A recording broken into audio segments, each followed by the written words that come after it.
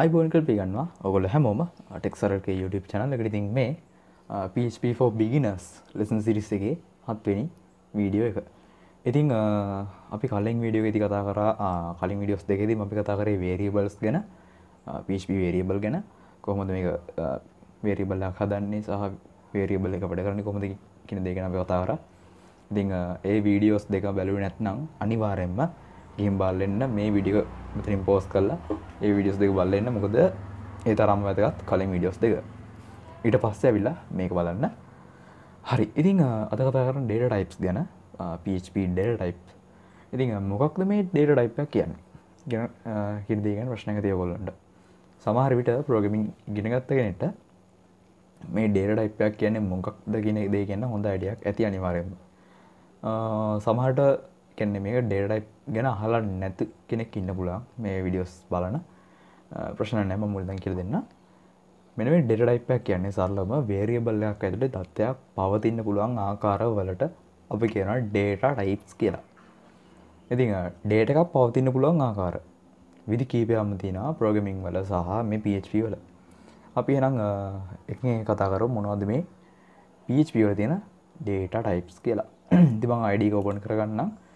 මම use කරන්නේ දැන් Visual Studio Code. මම Sublime Text එකෙන් අයින් වෙලා Visual Studio Code එකට ආවා. ඉතින් ඔයාලට පුළුවන් මේක වාච් කරන්න. මම මීට කලින් වීඩියෝ එකක් දැම්මා HTML lesson series එකේ කොහොමද web development වලට Visual Studio Code setup කරගන්න කියන එක ගැන. මම ඒකේ වීඩියෝ එකක් පහළ description එකේ link එක දාලා තියන්නම්. එහෙම නැත්නම් උඩින් card එකක් දාලා තියන්න. right. ඉතින් මම අපේ file එක open කරගන්නම්. right. ඉතින් වැඩේ පටන් ගන්න කලින් ඔයගොල්ලෝ දන්න දැන් කරන්න ඕන වැඩේ PHP tag දෙක දාගන්න ඕනේ, opening සහ closing. ඉතින් data type ගැන කියලා දෙන්න. මම මුලින්ම තෝරගන්නේ පළවෙනි data type එක integer. මොකක්ද මේ integer කියන්නේ? integer එක කියලා කියන්නේ සරලවම අදහස් වෙන්නේ ධන හෝ ඍණ පූර්ණ සංඛ්‍යාවලට.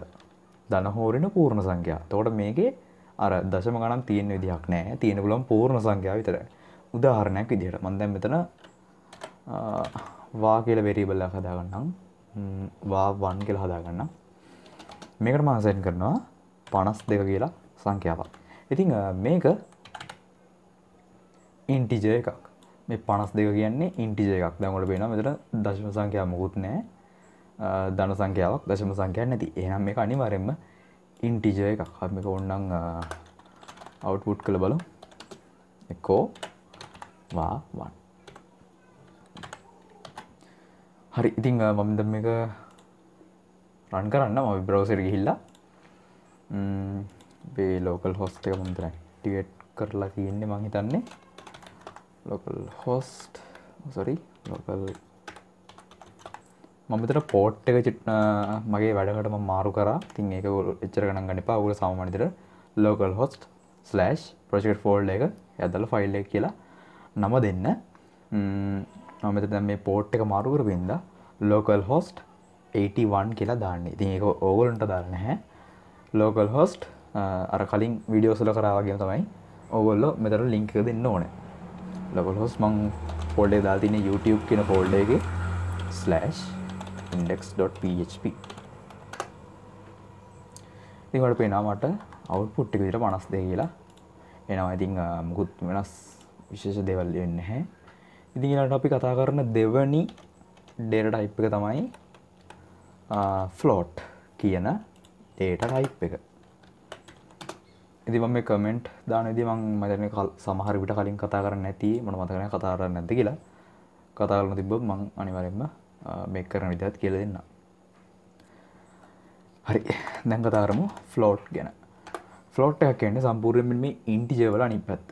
ඒ කියන්නේ මම දැන් integer වල කිව්වේ දශම නොවන පූර්ණ සංඛ්‍යා වලට. ඉතින් මේ float කියන්නේ දශම සංඛ්‍යා වලට. ධන හෝ ඍණ දශම සංඛ්‍යා වලට අපි කියනවා float එකක් කියලා. මම මේක දාන්නම් වා 2 කියලා. මේකට මම assign කරනවා 3.142 වගේ සංඛ්‍යාවක්. දැන් බලන්න මේ සංඛ්‍යාවේ දශම සංඛ්‍යා තියෙනවා. එහෙනම් මේක අනිවාර්යයෙන්ම float එකක්. ඉතින් මේකත් අවශ්‍ය නම් print කරලා බලන්න පුළුවන්.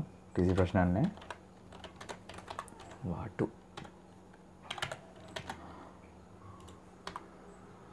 මට 3.4 කියලා අවුට්පුට් වෙනවා. හරි ඊළඟට අපි තුන්වෙනිට කතා කරන්න යන්නේ string කියන data type එක ගැන. සමහරවිට මේක ගැන නම් ඔයගොල්ලෝ අහලා ඇති කලින් වීඩියෝස් දෙකේදී වගේ මම මේක ගැන ටිකක් උඩින් කතා කරන්න ඇති. සමහරවිට මේක අහලා නැත්නම් ප්‍රශ්න නැහැ මම කියලා දෙන්නම්. ඉතින් string එකක් කියන්නේ සරලවම මොකක්ම හරි අකුරු කිහිපයකට අකුරු කිහිපයක්.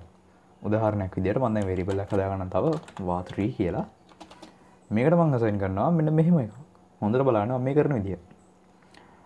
single හෝ double quotation ඇතුළත තමයි මෙන්න මේ string එකක් define කරන්නේ. single quotation හරි double quotation හරි. මම double quotation මම දැම්මේ.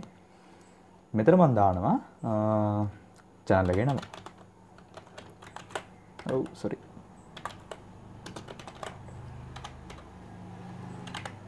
ඉතින් මේ තියෙන්නේ string data එකක්. අපි string data එකක් හඳුන්වන්නේ මෙන්න මේ වගේ double quotation හෝ single quotation marks වලින්. ඉතින් මේ වගේ single හෝ double quotation mark දැම්ම ගමන්ම web browser එකේ මේක අඳුර ගන්න මේ තියෙන්නේ string data එකක් කියලා. අවශ්‍ය නම් මේක print කරලා බලමු. echo va3 sorry මට Techසර කියලා output වෙනවා. හරි ඊළඟට මම ඔයගොල්ලෝ තව විදිහට දාලා වෙන්නන්නම් මේක va4 කියලාම මෙතන මම single quotation දාලා මගේ නම දෙන්න. single quotation semicolon දාන්න අමතක කරන්න එපා ඔයගොල්ලෝ. ඉතින් මේ strings කියන ඒවා අපිට single quotation වගේම double quotation දාලත් ලබා දීමේ හැකියාවක් තියෙනවා. ඊළඟට මම කතා කරන්නේ Boolean කියන data type එක. Boolean කියන data type එක. ඉතින් මේ Boolean කියන්නේ values දෙකක් විතරක් තියෙන data type එකක්. මේ Boolean කියලා කියන්නේ ඇත හෝ නැත යන අවස්ථාව save කරන් ඉන්න data type එකක්. ඇත හෝ නැත. අපි මේක ඉංග්‍රීසි වලින් කියනවා true or false කියන වෙන මේ data දෙකෙන් එකක් විතරයි මෙයා save කරන් ඉන්නේ. true or false සත්‍ය හෝ අසත්‍ය කියන එක. ඉතින් මේකත් explain කරන්න මම variable එකක් හදාගන්නම් va5 කියලා. මේකට මම set කරනවා true කියලා. ඉතින් මේක display කරන්න දෙයක් නැහැ. ඔයගොල්ලෝ නිවන් දන්නවා output වෙන්නේ true කියලා.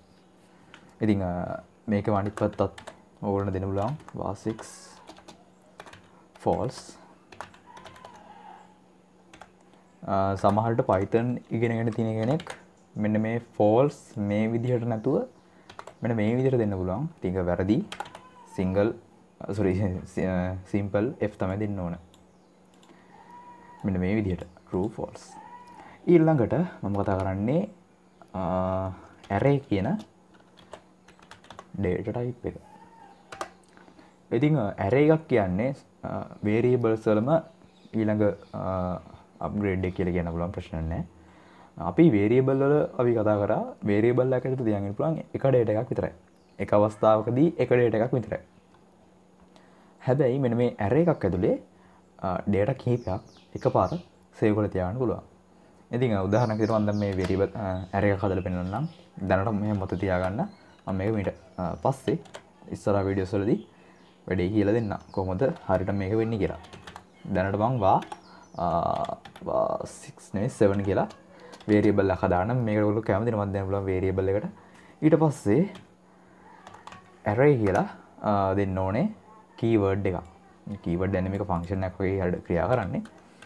array කියලා දෙන්න ඕනේ ඔයගොල්ලෝ. ඊට පස්සේ මේවට වෙන වෙනම values දෙන්න ඕනේ. මම දැන් දැනට amal ඊට පස්සේ kamal ඊට පස්සේ නිමල් වගේ array එකක් හදාගත්තා මෙන්න මේ විදිහට. va7 කියලා බලන්න දැන් මෙතන values තුනක් තියෙනවා. සාමාන්‍ය variable එකක් ඇතුළේ මේක කරන්න ගියොත් නම් variable තුනක් වෙන වෙනම define කරන්න ඕනේ. හැබැයි මේ array එකක් ඇතුළේ අපිට එකපාර data කීපයක්ම save කරන්න පුළුවන්. දැන් කොහොමද මේ array එකේ තියෙන මේ එක එලිමන්ට් අපි මේවට කියන්නේ එලිමන්ට් කියලා. මෙන්න මේ එලිමන්ට් එකකට අවශ්‍ය වෙලාවට ඇක්සස් කරන්නේ. බොහොම සරලයි. අපිට කරන්න තියෙන්නේ දැන් අපිට මේ ඩිස්ප්ලේ කරන්න ඕනේ. මම echo කියන ෆන්ක්ෂන් එක යූස් කරනවා. ඊට පස්සේ දැන් මට ඕන මෙන්න මේ කමල් කියන වැලියු එක ඩිස්ප්ලේ වෙන්න. ඉතින් ඒකට මට පුළුවන් var7 මේ විදිහේ ස්ක්වයර් බ්‍රැකට් දෙකක් දාන්න ඕනේ. කොටු වරහනක් දාලා මේ විදිහට මේක ඇතුළේ අපි දෙන්න ඕනේ කීවෙනි ඉන්ඩෙක්ස් එකේ තියෙන වැලියු එකද අපි කීවෙනි ඉන්ඩෙක්ස් එකේ තියෙන වැලියු එකද print වෙන්න ඕනේ කියලා මෙතන දෙන්න ඕනේ. දැන් මට ඕනේ කමල් කියන වැලියු එක මට print වෙන්න ඕනේ. ඒකෙන් දැන් බලන්න මෙයා කීවෙනි තැනද ඉන්නේ කියලා. 1 2 3 දෙවෙනි තැනනේ. හැබැයි හොඳට මතක තියාගන්න මේ ප්‍රෝග්‍රෑමින් වලදී නම් විශේෂයෙන්ම මේ PHP Java Python මේ වගේ languages වල මෙන්න මේ indexing කියන කතාව පටන් ගන්න එකෙන් නෙවෙයි බිඳුවෙන්. හොඳට මතක තියාගන්න මෙන්න මේ array එකක වුණත් ඊට පස්සේ string data එකක වුණත් මෙන්න මේ indexing කියන දේ පටන් ගන්න එකෙන් නෙවෙයි බිඳුවෙන්. ඒ කියන්නේ එහෙම බැලුවොත් මෙයා අයිති වෙන්නේ බිඳුව කියන index එකට මේක අයිති වෙන්නේ පළවෙනි index එකට මේක අයිති වෙන්නේ දෙවෙනි index එකට. මෙයා පළවෙනි index එකනේ. ඒකින්ද මට පුළුවන් මෙතන 1 කියලා දෙන්න. 1 කියලා දීලා මම මේක සේව් කරලා browser එක refresh කරනවා. දැන් බලන්න මට කමල් කියලා output එක ආවා. බලන්න කමල්ම නේද? දැන් මෙතන තියෙන්නේ බිඳුව 1 2. ඒක කියන index එකේ ඉන්න value එක print කරන්න කියලා මෙතන දීලා තියෙනවා. ඉතින් මම හිතලා දැන් ඔයාලට මේ කතා කරපු දේ හොඳට තේරෙන්නේ නැති කියලා. ඕන්නම් මේකේ දැන් හිතන්න ඕගොල්ලන්ට අමල් කියන value එක print කරන්න ඕනේ කියලා. අමල් කියන value එක print කරගන්න ඕන නම් මෙතන බිඳුව කියලා දෙන්න ඕනේ. මොකද මෙයා ඉන්නේ බිඳුව වෙනි index එකේ. හරි මම දැන් මේක save කරා refresh කරා අමල් කියලා output වෙනවා. ඉතින් මම හිතනවා දැන් මේ array කියන data type එකත් ඔයගොල්ලන්ට හොඳට set වෙන්නේ නැති. අන්තිම data type එක අපි දැනට කතා කරන null. මේ null කියන data type එකෙන් අදහස් වෙන්නේ කිසිම data එකක් නැහැ කියන එක. උදාහරණයක් විදිහට මම දැන් මෙතන තව variable එකක් හදන්නම් var7 නේ var8 කියලා. මේකට මම දෙන්නම් null කියලා. ඉතින් මම ඉස්සෙල්ලත් කිව්වා වගේ null කියලා කියන්නේ කිසිම data එකක් නැහැ කියන එක. අපි මේක නිකන් print කරලා බලමු මොනවා වෙයිද කියලා. var8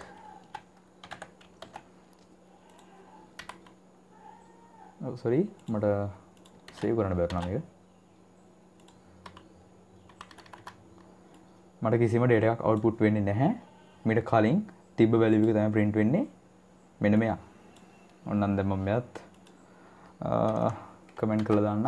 ඒ කියන්නේ මේක line එක execute වෙන්නේ නැහැ. දැන් බලන්න මට කිසිම data එකක් output වෙන්නේ නැහැ. මොකද ඉස්සෙල්ලත් කිව්වා වගේ null කියන එකෙන් අදහස් වෙන්නේ කිසිම data එකක් නැහැ කියන එක. මම දැන් පුංචි දෙයක් කරන්න. අපි දැන් මේ හදපු variable එකක් null කරලා දාන්න. ඒ කියන්නේ උදාහරණයක් විදිහට දැන් මේ var4 කියන variable එකේ දැනට තියෙන value එක දසුන් කියන එකනේ. මම දැන් මේ var4 කියන variable එකේ තියෙන value එක null කරනවා. ඒ කියන්නේ කිසිම data එකක් නැති තත්ත්වයටපත් කරනවා. දකින්නකෝ. දැන් මම මේක print වෙන දාන්න. var4 කියන එක මම දැන් මෙතෙන්දී print කරන්න දාලා තියෙන්නේ.